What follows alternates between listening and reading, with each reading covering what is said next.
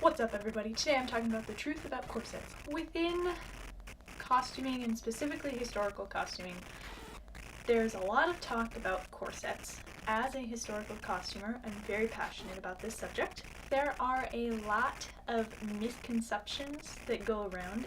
A lot of people seem to believe just because they read it on Pinterest, but I'm here to bust some of those myths. So I have made probably about half a dozen different corsets from varying eras, particularly the late Victorian era. Corsets were worn as a fundamental undergarment. They helped give structure. They were a basic piece of underwear.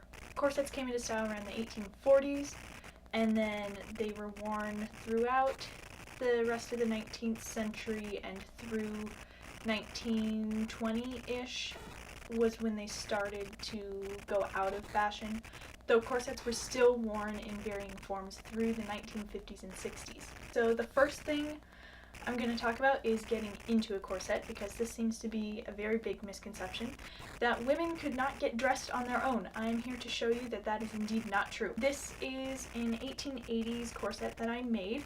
This is pretty much what it looks like. So I'm going to show you how I get into it. So first thing you do, open it up. I will get into it like so. You see I've got it laced. The lacing is open and very loose right now. Then I will start on the bust, which is this metal piece in the front where it closes.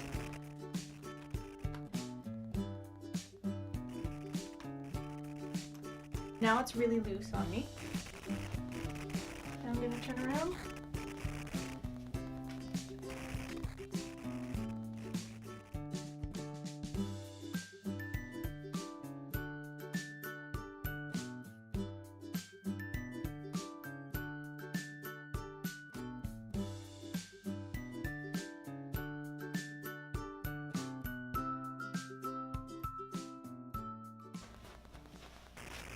Ta-da!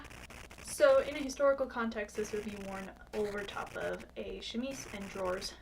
For today's purposes, I'm just showing the corset. That's myth number one. Women could in fact get dressed by themselves. There are different styles of lacing, so there are different styles of lacing that could be used. The way I have mine laced is quite common so that you can get into it yourself. Myth number two is that women could not breathe. I'm still here. And I'm breathing. Yes, you breathe differently because your stomach is contracted. You breathe more through your chest, but I can still breathe. Still breathing. Still alive. So, as you can see, you can move around quite a bit in a corset. Sure, you can't exactly bend over, and it's more elegant to crouch. Myth number three, corsets are painful. This isn't outright true. A corset that is not made to fit you or not made well, yes, it's going to hurt. I have worn poorly made corsets and they do hurt, especially after wearing them for several hours. But if you have one that's made properly with the right materials and made to your measurements, it's actually pretty comfortable. The other myth about it being painful is that women had such tiny waists and they were wearing them all the time. Well, actually, the more you wear it, the more your body gets used to it and the less painful it becomes. I would not say that this is painful in any way. It's not as casual as a t-shirt, but how could you compare the two? How could you compare not wearing a corset to a corset? Of course it's going to be different, it's going to be tighter, it's going to be more restricting, but it's not painful. Corsets were not some sort of torture device. Women grew up in them. Sometimes as early as the age of 6 they would start wearing a form of corset, and so women would lose abdominal strength because of that, because they don't have to use their core. So women would wear them throughout their entire life because that's what they were used to. And because that they wore them from such a young age, they didn't have the core strength, so it would be more comfortable for women to actually wear a corset than to not wear one. But no, corsets are not painful. Okay, the next myth, this one's just ridiculous. A lot of people talk about how women had open surgery to remove ribs. That did not, no. Her knowledge and ability to do that kind of thing was not there. They could not do that with 19th century medicine. That was not a thing. There's no record of that ever happening, and there's no record of that even being likely to have happened.